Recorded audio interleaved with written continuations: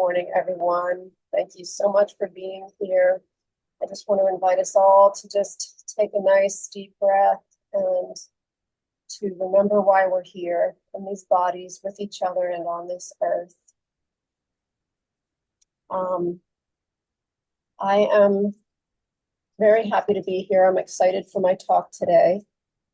And before I begin, I'd like to acknowledge something important. As all of you know, that Bob Tight's memorial service is tomorrow at 3 o'clock at Unity of Fairfax, and David and I will be there. Bob was a dear and loving soul with a giant heart. He touched many lives in quiet but powerful ways.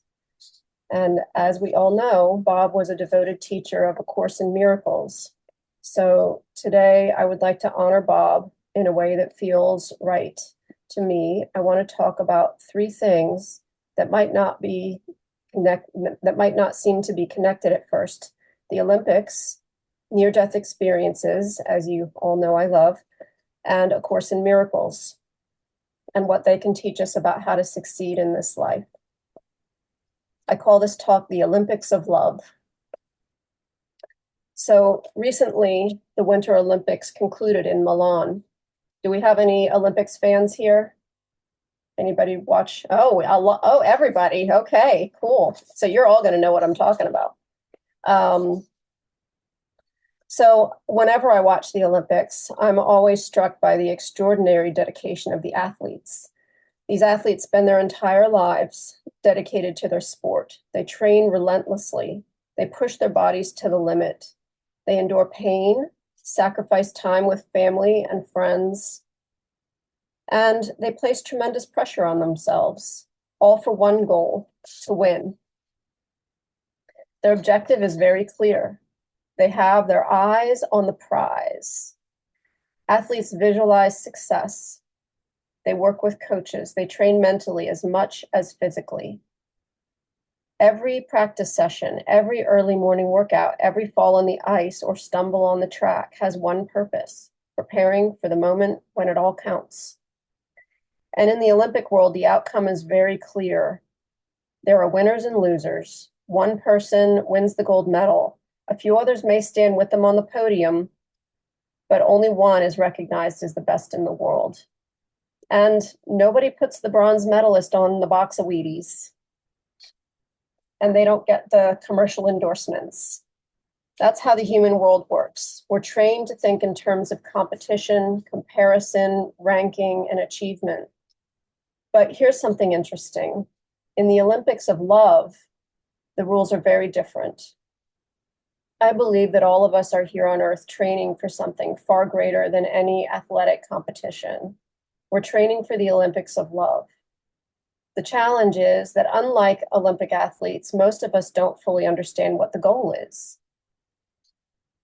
Imagine trying to train for a competition without even knowing the final event, without knowing the rules, without knowing what success even looks like. That's a little bit like life on Earth. We come here into these physical bodies, into a world filled with beauty and joy, but also filled with suffering, loss, conflict, and uncertainty. And most of the time, we're simply trying to figure things out as we go. Yet many spiritual traditions suggest that there is, in fact, a purpose behind all of this. And one of the clearest messages about that purpose comes from something I've been fascinated with for many years: near-death experiences. Those who have heard me speak before know that I love reading and listening to accounts of near-death experiences. People who have had these experiences often describe something remarkable. When they cross over, even briefly, they encounter a reality that is profoundly different from the world we have here. They describe an overwhelming sense of peace, acceptance, and unconditional love. Not ordinary love, unconditional love. A few years ago, when we were still meeting in person, I asked the congregation to define unconditional love, and it turned out to be surprisingly difficult. Maybe you can try it right now, just quietly in your mind. How would you put that into words? What is it?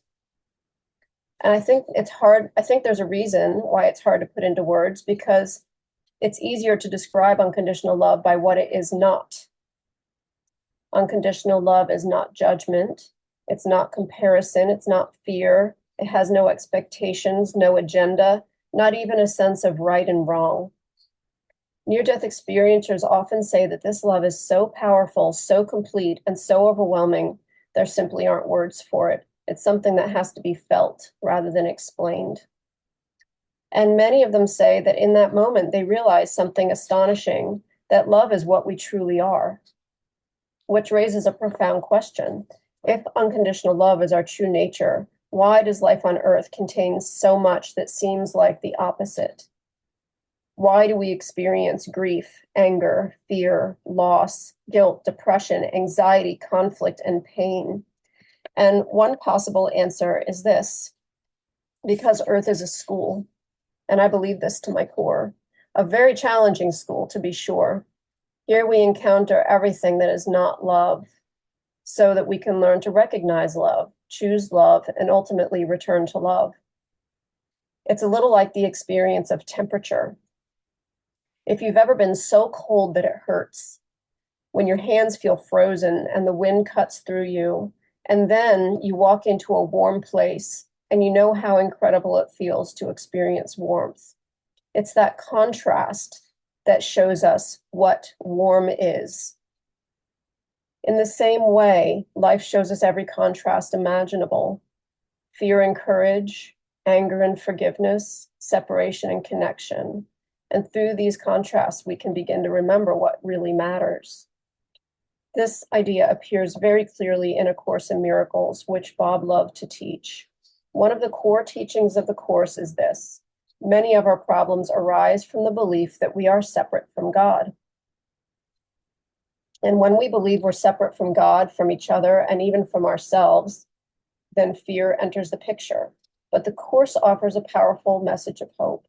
It teaches that the way out of fear is very simple: extend love.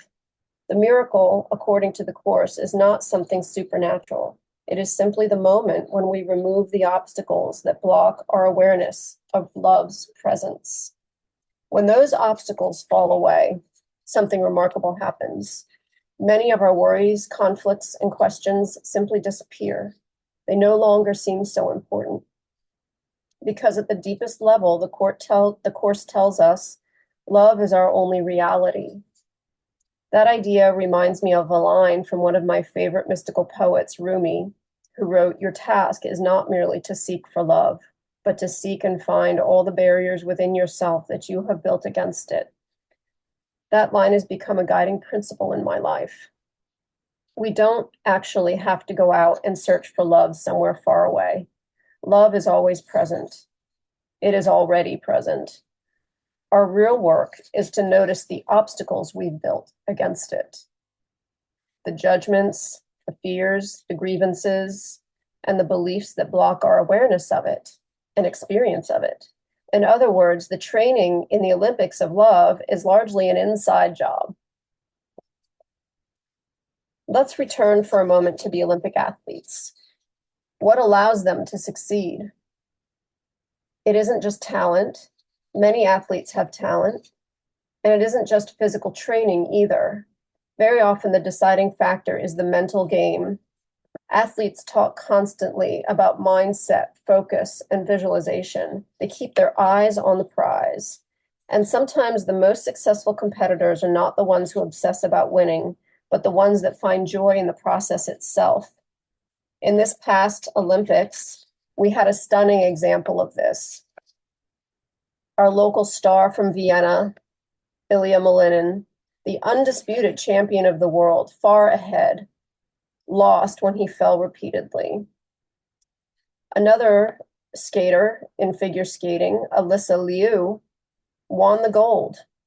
She went out there to skate for the joy of skating, not just to win medals. And she did win the gold. Ironically, that mindset helped her perform at her very best. She stopped skating out of fear and she started skating from love, and that made all the difference. I believe the same principle applies in our spiritual lives. If we approach life constantly worried about whether we're winning or losing, whether we are better or worse than someone else, or whether we're measuring up, we create enormous pressure. But if we shift our focus to something simpler, something deeper, everything changes. Instead of asking, am I winning? We begin asking, am I loving? Am I loving God? Am I loving myself? And am I loving others? That is the real competition we're participating in. And here's the beautiful twist in the Olympics of love. Everyone can win. There is no limited supply of gold medals. Every time we choose kindness instead of anger, we win. Every time we forgive instead of holding a grievance, we win. Every time we extend compassion to ourselves or to someone else, we move closer to the finish line. But just like Olympic athletes, we still have to practice. And I have a personal story of Bob that I'll share with you. Back in around 2017, when I was very sick, David and I had just finished, we had just finished a service, and I sat with Bob afterwards. It was in the little rec center in Clifton where we used to meet. And as I was talking to Bob, I started feeling a physical sensation of love. I felt an energy of love that I had never experienced before. And so having that experience, I went on to experience it with other people, and maybe few and far between, but I became aware that love is a skill and that we get better at what we practice, and that we're practicing something every single second of every single day of our lives. Love is not just a concept, it's a discipline. It's something we train for. When someone says something hurtful, that's part of the training. When life brings us loss or disappointment, that's part of the training. And when we're tempted to judge or to blame, also part of the training. Every situation becomes another opportunity to strengthen the muscles of the heart. And like athletes, we need coaches, spiritual texts, spiritual teachers, communities like this one. People who remind us of what really matters when we forget. And Bob was one of those people. Through his teaching of A Course in Miracles, he helped others remember that love is not something we have to earn, it's something that we already are. So what lessons can we take from the Olympics into our own lives? First, be clear about the goal. The real goal of life is not accumulating achievements, possessions, or status. The real goal is learning to love. Second, keep your eyes on the prize. And I have a little visual here to show you to represent this. This is the journey of personal transformation, which could also be called the journey of the soul. And over here we have a person standing on a hill, and he's looking at the castle on the other side. He's got his eyes on the prize. And in between him and that castle, there is an arduous journey and a descent even, and an ally that comes along to help. And I believe this is a very good representation of our lives here.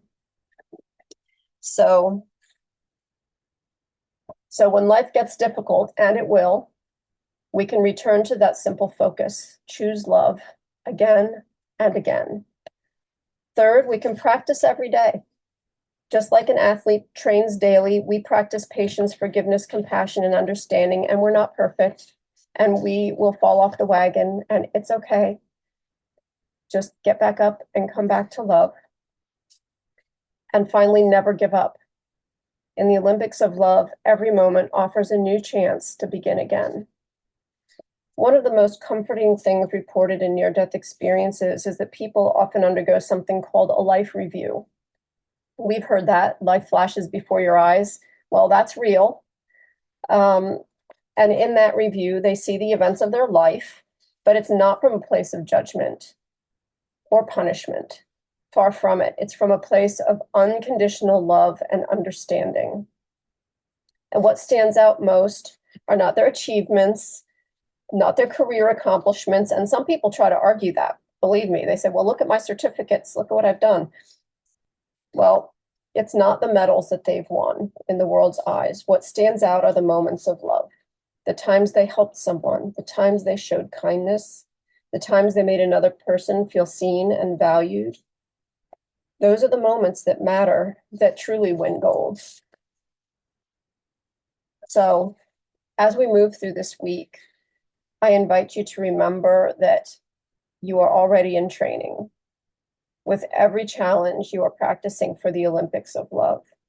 And the good news is that the finish line isn't somewhere far away. It appears every time we choose love over fear, which is a major concept in the Course in Miracles. Every time we remove another obstacle to the love that has been within us all along, that love is our purpose, and ultimately it is our destination. And that is my talk for today. Thank you all. Thank you.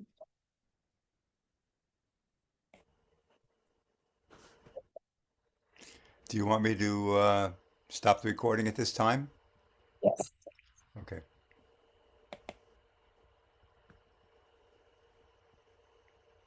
So does anybody have any, thoughts about unconditional love or